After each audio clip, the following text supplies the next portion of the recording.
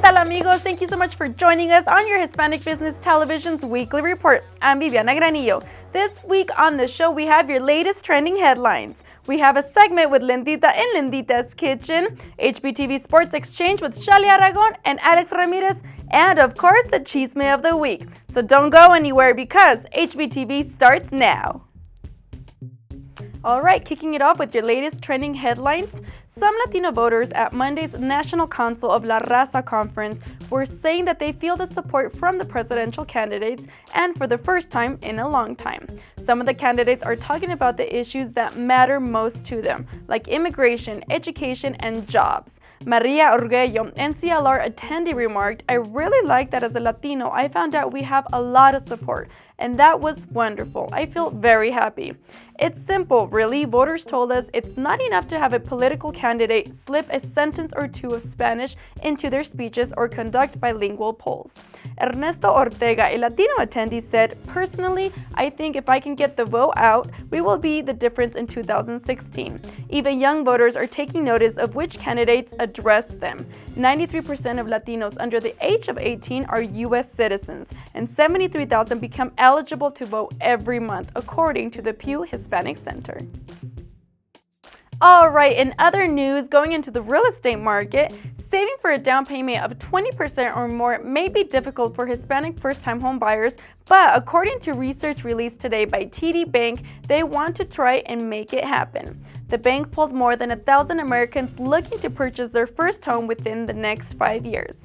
Finding a lender should be a buyer's first step when searching for a home, said Scott Haymore of TD Bank. Today, mortgages are not one size fits all. In order to find the option that best fits your needs and budgets, discuss your financial situation with the lender you trust most. All right, now for all you tree huggers out there, this week is the Latino Conservation Week. Disfrutando y Conservando Nuestra Tierra is an initiative of Hispanic Access Foundation in which it will continue reflecting all this week on the Latino passion for the outdoors, both its enjoyment and preservation. For many, caring for the environment grows out of our experiences of enjoyment. This week is an opportunity to shine a spotlight on the Latino support for conservation. The United States has a unique legacy in creating public-owned lands, such as national parks, forests, and monuments. In many areas of the West, Latinos have a deep connection to the land and a long history of hunting, fishing, and camping in these areas. There are a number of issues that Latino can support to further the conservation of natural resources in their communities. The main issues that will be highlighted during the Latino Conservation Week are the following. 1. Balancing energy development with conservation of public lands. 2. Designating national monuments in areas of special natural, cultural, and historical significance. 3. Safeguarding clean, healthy rivers and waterways. And lastly, fully funding the Land and Water Conservation Fund. To learn more about these issues, go to www.latinoconservationweek.com. All right, guys, don't go anywhere because when we come back, we have a special segment prepared for you in Lindita's Kitchen. Only 10% of us get enough daily exercise. And that number is dropping. Nearly 30% of us are overweight or obese. As a result, we now have a shorter life expectancy than our parents. But give us the right start in sports, and we'll never stop. Learn how at activeforlife.ca.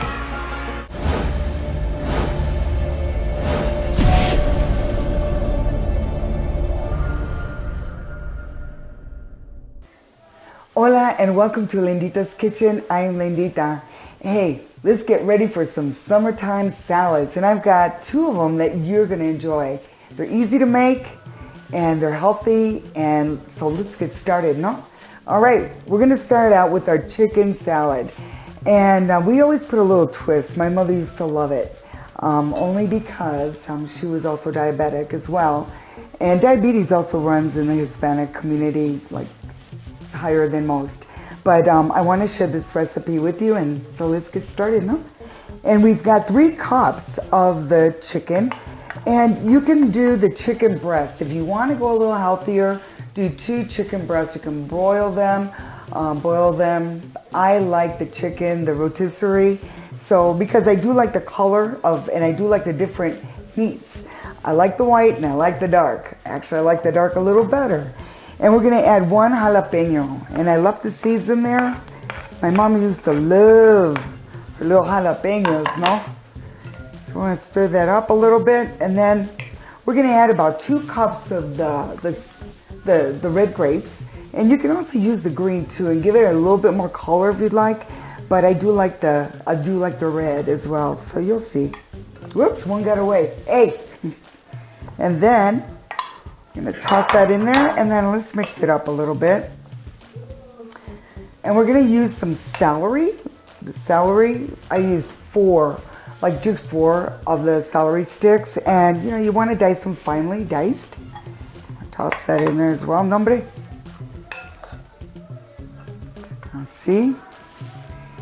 And of course, you know, we're gonna add some mayonnaise, and you can go with the light mayonnaise with this. So I used about a 1/2 cup. So I just toss that in there. 1/2 cup of the light mayonnaise, and then 1 cup, a 1/2 cup of the plain yogurt. Okay, you can do the flavor too if you'd like.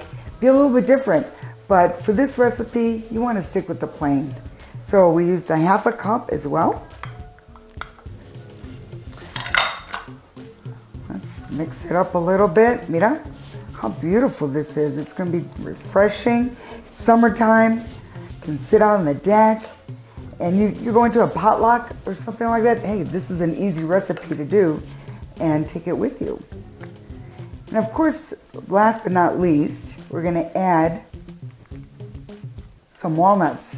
And I use the chopped walnuts. And so you can use this, but I used about a 1/4 cup of the walnuts. And then, of course, a little pepper. Ooh, así. And a dash of salt. And just mix it up.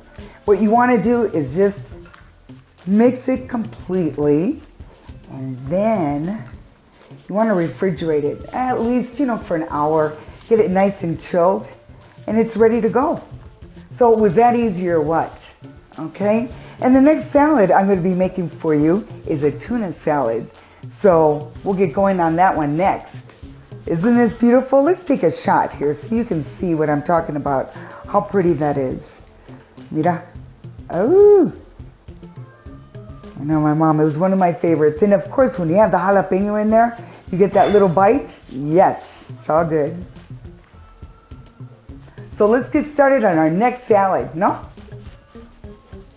Okay, so we're back and we're going to be making our tuna salad. And like again, I said, my mother used to love this recipe. Of course, you're going to need 12 ounces of the can, or you can do the pouch as well, in water. So we're going to add that to our bowl. And of course, you know, you always have to have a little twist. And for my mom, since she couldn't have a lot of salt, really no salt, we did use a lot of jalapeno. It kind of would take care of that, she would say. So you use 1 whole jalapeno. You just finely dice it, okay? Add that to it. And some onion, 1/4 cup. You can't have tuna without onion. And again, these are like wonderful recipes that are great for the summertime. You know, with your family, you're out on the deck. You want to make something really easy and light. And this can be a meal or it can be a side as well. So we did use 1 diced tomato as well. 1 whole. And then of course, you're going to have to add your mayonnaise. And in this case, we're going to add some yogurt. Okay? So we add the mayonnaise in there. Everything just gets, and then we stir it all up. And then plain yogurt. It doesn't have a lot of flavor, but it fills in. If you're watching your waist, like a lot of us need to, yogurt is great for that. And so we're just going to stir it all up. And then add our cilantro as well. You want about a 1/4 cup. I love my cilantro, and so I do like a lot. And so did my mom, and that's why I used to cake it on there. And of course, we're gonna add some pepper, and we're gonna leave out the salt for my mom. She couldn't have it, so you're not gonna have it in this recipe, but you can add it to it. So we're gonna mix it all up. And before we put it in our pita pockets, and that's the other thing, we're gonna stir this nice. And then I just wanna give you a little tip on the cilantro or any of your herbs that you have, you know, in the garden. And you go to the store or you have an abundance of, and what do? You don't toss it out. You can stick it in a little vase like this and stick it in the refrigerator, or you can chop it up. And that's what I do. And I put like 2 tablespoons of the cilantro, and then I fill it up with water, and then I toss it right in my refrigerator, in the freezer, and it's ready to go for all your, you know, your other recipes, like your arroz con pollo, your Spanish rice, lo que sea, okay? So I just wanted to offer that little tidbit there. And now, let's get started on our pita bread. So I use the whole wheat for this. What you want to do is just stuff them, just like that, mira. Fill them up as much as you want. How beautiful. And then I like to put a little green. You can put sprouts if you'd like, or a little piece of lettuce on the side, and you can just spread it around. Okay? And I do one more. There's whole or the whole wheat, and I like the wheat. It just seems a little healthier, no? And I say no a lot because I guess that just runs in my culture, my family. So that means yes, for those that don't know. No? Okay, here we go. We're gonna add a little bit of lettuce as well. So again, with this recipe and my tuna and the chicken salad, you're ready to go. So enjoy your summer and have a healthy one, and we'll see you next time. Lindita, thank you very much for those recipes en esas riquísimas ensaladas. And now on to the cultural beat. Viva la Vida in celebration to the life and times of Frida Kahlo. The Chicano Humanities and Arts Council, CHAC, hosted a collection of works by artists who explore the iconic painter's themes of gender, politics, national identity, and beauty. Frida Kahlo was known as much for her famous marriage to Mexican painter Diego Rivera. Husband and wife artists David and Belia Martinez pay homage to the revolutionary Mexican painter with Viva la Vida works inspired by Frida Kahlo. They spoke to HBTV about Frida Kahlo's influence on their artwork. Hi, my name is David Martinez. I'm an artist from originally Los Angeles, California. I was born in East Los Angeles. I've drawn and painted my whole entire life. As I was growing and progressing, I was introduced to Chicano art and various artists. I had the fortune of painting with Lalo Garcia, Chicano artist, and George Yepes, and showing with a lot of other artists as well. So all this has kind of been a journey for me. I've painted and drawn my entire life. I studied studio art at UC Riverside. And I've always loved every aspect of art, you know, going back from, you know, the Mexican artist, the muralist, you know, Western art, Michelangelo, everybody. And I think it all gets incorporated into my art one way or the other. For me, my first Frida piece was probably about 5 or 6 years ago. And I had never done a Frida piece or even really been what I call a huge fan of her work. I had known who she was, of course. She was married to Diego Rivera. But what I did is I treated it like a term paper. I researched her. I read about her, the context of where she lived, about her researched her artwork.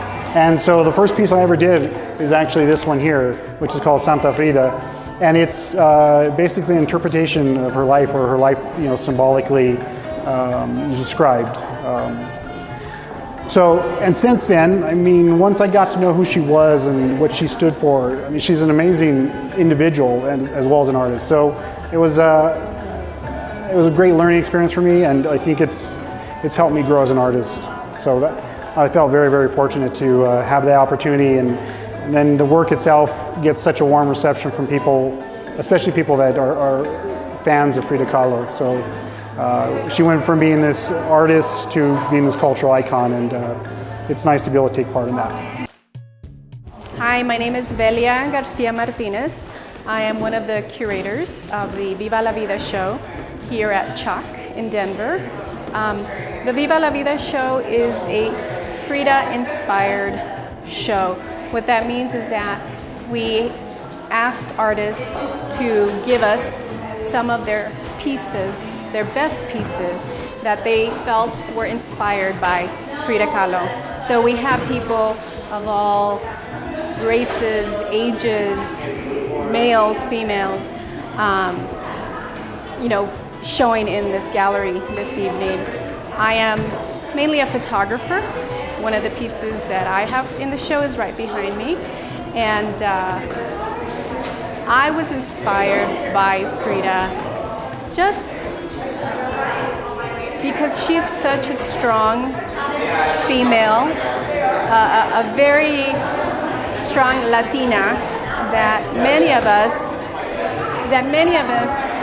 Latinas try to emulate one way or another. Even though we may not think we do, we kind of do. We like to be that strong Latina female, and Frida Kahlo was definitely a very strong female.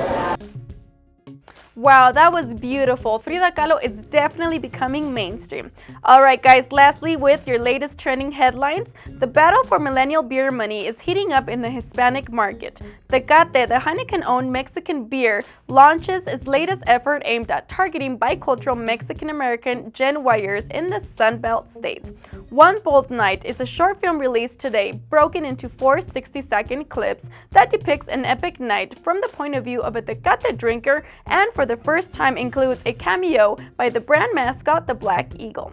Belen Pamukov, Tecate's brand director, said, "What we really aspire to do is celebrate our fans and connect with them on an emotional level. We want to celebrate that little something extra these bicultural Mexican-American men are born with, but we do know that we have to do it in an engaging way because they are as promiscuous as the rest of the millennials." And here is part 1. Dude, get your phone! Are you recording this? Yeah. Come on! Keep your guard up! Come on, Romeo! Into the body! Hit him! The guard up, man! No! Roberto! I'm training with you. You're better than this. What you doing?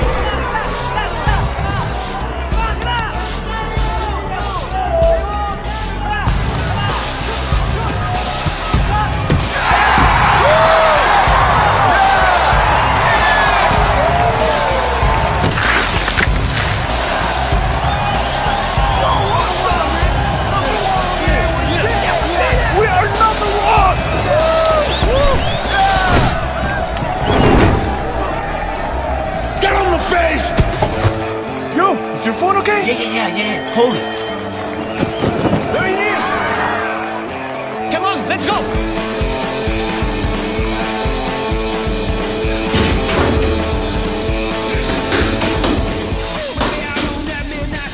Man, where's he going this time? Coming up next, HBTV Sports Exchange with Shelly Aragon and Alex Ramirez. The world is online, and we're all connected. While there's a lot to explore and discover, we each need to do our part to keep the internet safe. Cybersecurity starts with you. Learn how you can stay safe online at dhs.gov/stopthinkconnect.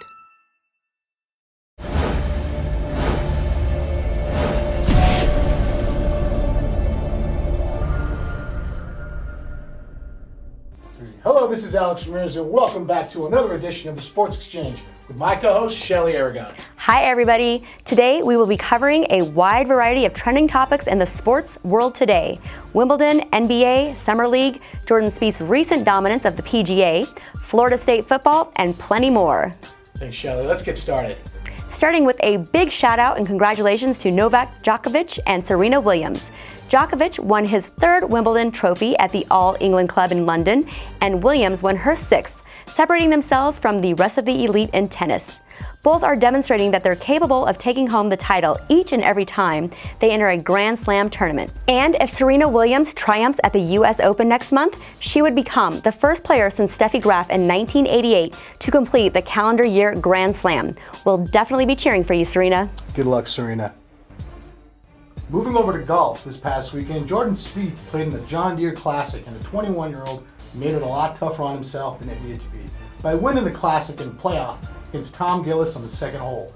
In the end, Spieth got exactly what he was looking for, with the win and positive energy going into the British Open. Jordan has the opportunity to become the world's #1 ranked player if he can just pull out a victory this weekend. Only 17 men have ever held that position. Only 4 Americans have ever done it. Jordan Spieth with the win and only 1 win at the 2015 British Open will overtake Rory McIlroy as the #1 ranked golfer in the world by winning in St. Andrews. Good luck to you, Jordan. With the franchise tag deadline looming this week, a couple of notable players with aspirations of long-term deals have taken themselves out of the conversation, sadly, by playing with fireworks. Yes, I said that correctly. Jason Pierre-Paul of the New York Giants and C.J. Wilson were out celebrating the 4th of July weekend when they both suffered separate accidents while lighting fireworks. Jason lost his right index finger and C.J. lost 2 fingers that had to be amputated and most likely cost him serious extension money. So if you're out there and you're getting ready to sign a long-term deal, you might want to consider having someone else light your fireworks for you. So Alex, when was the last time you played kickball? Oh, 4th or 5th grade? Yeah, it's a bit about the same for me. Well, if I was to play again, I would definitely want Marshawn Lynch on my team. The Seattle Seahawks running back, seen here at his Fam First Family Foundation Community Barbecue in Oakland, California, blasted a ball into orbit during a kickball match, playing against a team headed by his cousin and NFL quarterback, Josh Johnson, the foundation's president. The Fam First Family Foundation was created by Johnson and Lynch to help improve the lives of children by mentoring them on the importance of education, literacy, and self-esteem. And we love when a player gives back to his community, so we thank you guys. And finally, it seems like the Florida State Seminoles football team can't stay out of the news with yet another key player being suspended for assaulting a female. This past Friday, sophomore running back Delvin Cook, the team's leading rusher from last year, was charged with a misdemeanor battery by the state's attorney's office. Cook turned himself into the Leon County Jail, later was released on a $500 bond. Florida State President John Thrasher met with head coach Jimbo Fisher and the team on Monday and released a statement to the team saying it's a privilege, not a right, to play at Florida State, and each player and staff member will be held accountable for their actions. I can't believe that was only a $500 bond. I know. That wraps up another edition of the Sports Exchange. I'm Alex Ramirez. And I'm Shelly Aragon. We'll see you next week. Thank you, Shelly and Alex, for that informative HBTV Sports Exchange segment. All right, guys, finally, the Cheesemate is here. And can I get a drum roll, please? Because it goes to Mexican prison officials. They get the Cheesemate Award for allowing El Chapo to escape. Where is El Chapo? Mexico puts a $3.8 million bounty on fugitive drug lord El Chapo. The tunnel began with a 20 by 20 inch opening inside the shower of Guzman's cell. The tunnel stretched for about a mile and ended up inside a half-built house. He made it look so easy. I wonder who was involved. For that, the Mexican prison officials get the Cheesemate Award of the Week. All right, guys, that has been all for Hispanic Business Television's weekly report. I'm Viviana Granillo. Don't forget to like us on Facebook, follow us on Twitter and Instagram. This has been all for today. I will see you guys next time.